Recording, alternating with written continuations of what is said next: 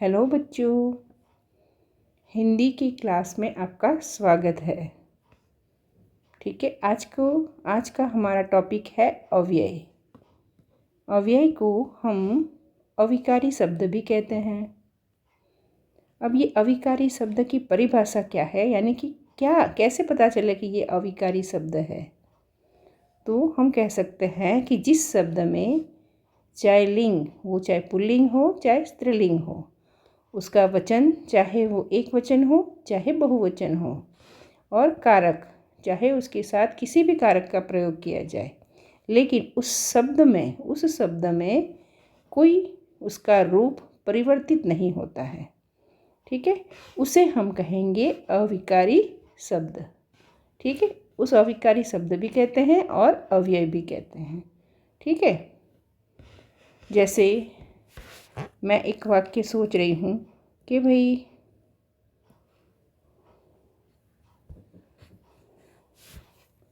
राम धीरे धीरे चल रहा है। राम धीरे धीरे चल रहा है। ठीक है, चल रहा है। ठीक है, अब यहाँ पर राम लड़का है। ठीक है, और ये यहाँ पर क्रिया का विशेषण है, तो ये धीरे धीरे चलना यहाँ पर अविकारी शब्द है। ठीक है, अब ये लड़के के लिए लिखूँगी तो भी ये धीरे धीरे वैसा ही आएगा, और मैं यही लिखूँ कि रमा, तो रमा के लिए भी ये धीरे धीरे वैसे ही आएगा। ये शब्द चेंज नहीं होगा। ठीक है, अगर मैं बच्चे के लिए कहूँ कि भाई बच्चा धीरे धीरे चल रहा है, तो एक वचन में भी धीरे धीरे वैसे ही आएगा, और अगर मैं कहूँ कि बच्चे धीरे धीरे चल रहे हैं, तो बहुवचन में भी धीरे धीरे वैसे ही आएगा। यानी चाहे वो स्त्रीलिंग पुल्लिंग में हो, चाहे वो वचन एक वचन बहुवचन में हो, या कारक किसी भी कारक के साथ हो, लेकिन ऐसी स्थिति में भी अगर कोई शब्द परिवर्तित नहीं होता है तो हम उसको कहेंगे अविकारी शब्द। ठीक है, उसको अव्यय भी कहेंगे। ठीक है, अब आगे चलते हैं। अव्यय के भेद कौन कौन से हैं?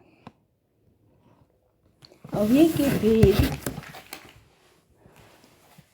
यहाँ पर है। एक पहला है क्रिया विशेषण। ठीक है, दूसरा है संबंध बोधक,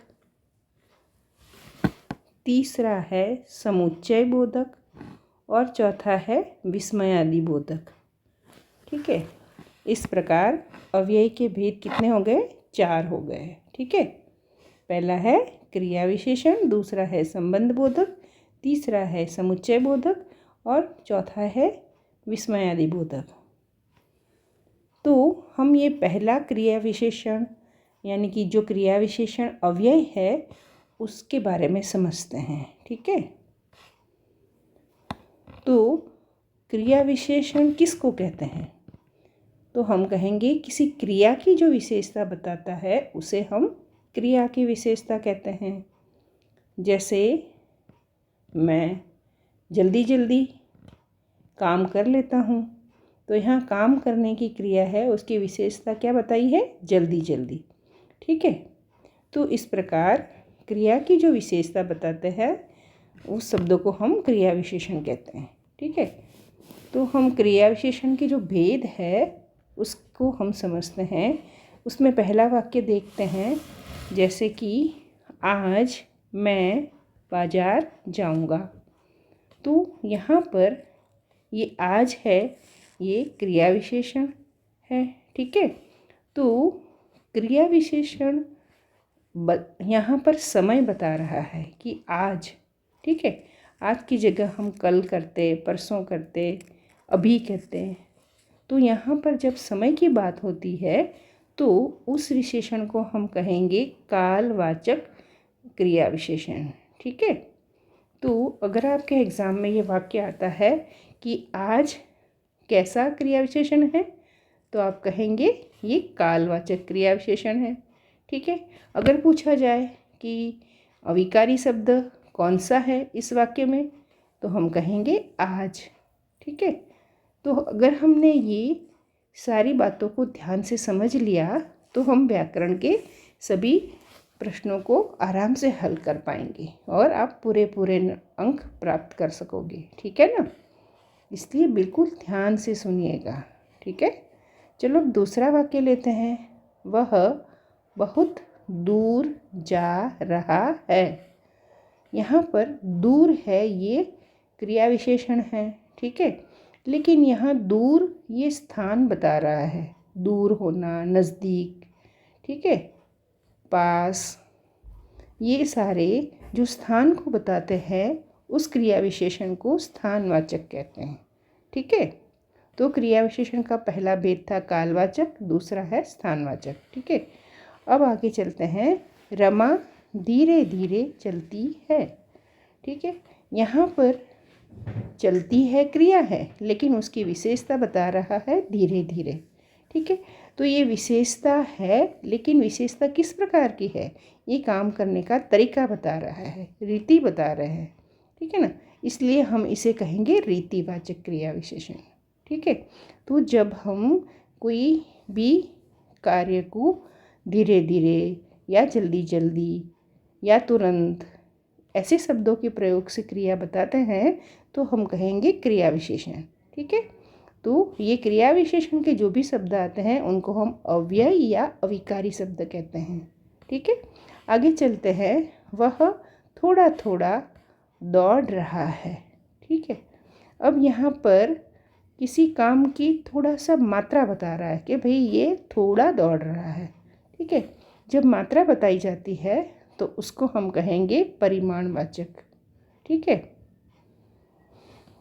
अब आगे चलते हैं। कल मैं आपके घर अवश्य आऊँगा।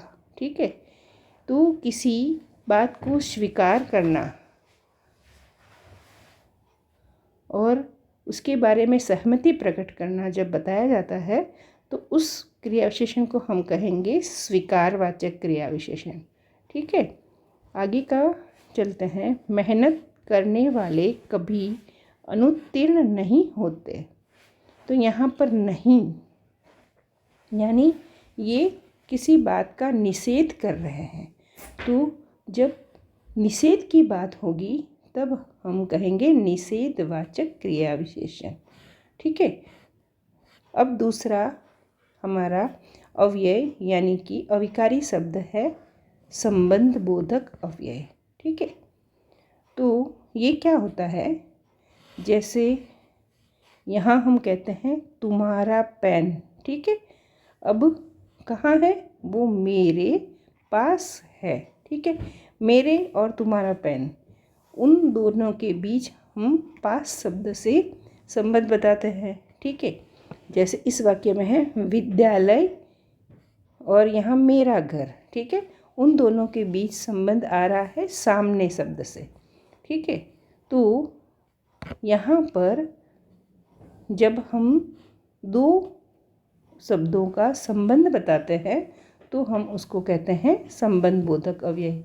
तो इसकी परिभाषा अगर समझें तो ऐसा कह सकते हैं कि वाक्य में संज्ञा या सर्वनाम का संबंध दूसरे शब्दों के साथ प्रकट होता है, उन्हें संबंध बोधक अव्यय कहते हैं। ठीक है, आगे का हमारा अविकारी शब्द का प्रकार है समुच्चय बोधक अव्यय। ठीक है, तो अगर एक वाक्य लेते हैं कि यदि मैं कल वहाँ जाकर आ जाता तो मेरा काम हो जाता, तो यहाँ पर जाकर आता और काम हो जाता, इन दोनों वाक्य को जोड़ने में हमने यदि का प्रयोग किया। ठीक है, आज मैंने कपड़े धो लिए हैं तथा कल मैं घर की सफाई करूँगी, तो यहाँ तथा भी दो वाक्य को जोड़ने का काम करता है। तो इसी प्रकार दो वाक्यों को जोड़ने में एवं, जो, फिर, और, यथा ऐसे कई प्रकार के शब्द आते हैं, तो उन शब्दों को हम कहेंगे संयोजक अव्यय। ठीक है, तो समुच्चय बोधक अव्यय के अंतर्गत दो प्रकार होते हैं। एक तो होते हैं संयोजक अव्यय यानी कि जो वाक्यों को जोड़ते हैं, और दूसरे होते हैं विभाजक अव्यय। ठीक है, विभाजक अव्यय क्या करते हैं कि किसी एक बात को थोड़ा सा अलग कर देते हैं। जैसे आपने तो कहा था किंतु मैंने वो काम किया नहीं, यानी किसी एक बात के अलावा वो दूसरी बात बताता है, लेकिन उसके अंदर बात में थोड़ा विभाजन प्रतीत होता है। ठीक है, मैं करना तो चाहता था परंतु कर नहीं पाया। ठीक है ना, तो इस प्रकार के शब्दों में जैसे पर, वरना, बल्कि, अपितु, ये जो शब्द है ये ऐसा लगता है कि जैसे बात को बांट रहे हैं, है ना। तो इसलिए हम कहेंगे विभाजक अव्यय, और जो जोड़ते हैं उसे कहते हैं संयोजक अव्यय। तो हमारे समुच्चय बोधक अव्यय के दो भेद है, एक है संयोजक अव्यय और दूसरा है विभाजक अव्यय। ठीक है, आगे चलते हैं। अव्यय यानी कि अविकारी शब्द में हमारा आगे का चौथा प्रकार है विस्मयादि बोधक अव्यय, यानी कि जिन अव्यय शब्दों के द्वारा हर्ष, है ना, यानी कि खुशी, शोक यानी कि दुख, घृणा, आश्चर्य, भय, ग्लानि, प्रशंसा आदि भावों की अभिव्यक्ति होती है, उन्हें विस्मयादि बोधक अव्यय कहते हैं। ठीक है, अब इनको हम उदाहरणों से समझते हैं। हाय राम, ये क्या हो गया। तो हमने आश्चर्य व्यक्त करने के लिए यहाँ हाय, है ना, लिया है, इसलिए इसको हम कहेंगे, क्या कहेंगे, ये देखो विस्मयादि बोधक अव्यय कहेंगे। ठीक है, दूसरा है अरे, ये भी विस्मयादि बोधक अव्यय है। अरे आप तो आज ही आ गए। ठीक है ना, तो आप देख रहे हैं कि यहाँ अरे, हाय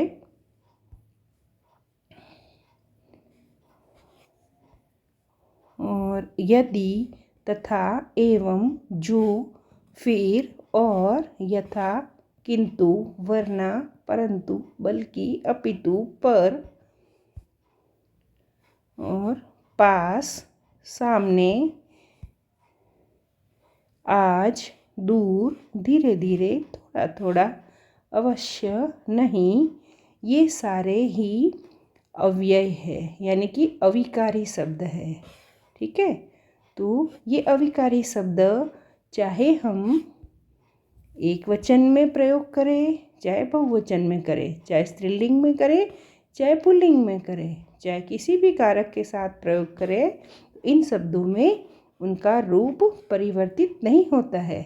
इसी कारण इन्हें हम अविकारी शब्द कहते हैं। ठीक है, तो अगर रिवाइज करें तो हम कहेंगे कि जहाँ रूप परिवर्तित नहीं होता वे एक अविकारी शब्द है। अव्यय के भेद कहें तो क्रिया विशेषण, संबंध बोधक, समुच्चय बोधक और विस्मयादि बोधक, ये चार भेद है। ठीक है, उसमें से अगर क्रिया विशेषण के भेद पूछे जाए तो हम कहेंगे कालवाचक क्रिया विशेषण, रीतिवाचक विशेषण, स्वीकारवाचक विशेषण, स्थानवाचक विशेषण, परिमाणवाचक विशेषण और निषेधवाचक। ठीक है, और क्रिया विशेषण के यहाँ सारे ही भेद आपको वाक्यों के सहित समझाए हैं। ठीक है, संबंध बोधक की भी ये वाक्य है, और समुच्चय बोधक अव्यय भी है, विस्मयादि बोधक भी अव्यय है। ठीक है, तो अगर आपको वीडियो अच्छा लगे तो इसको लाइक करना, शेयर करना और सब्सक्राइब भी करना।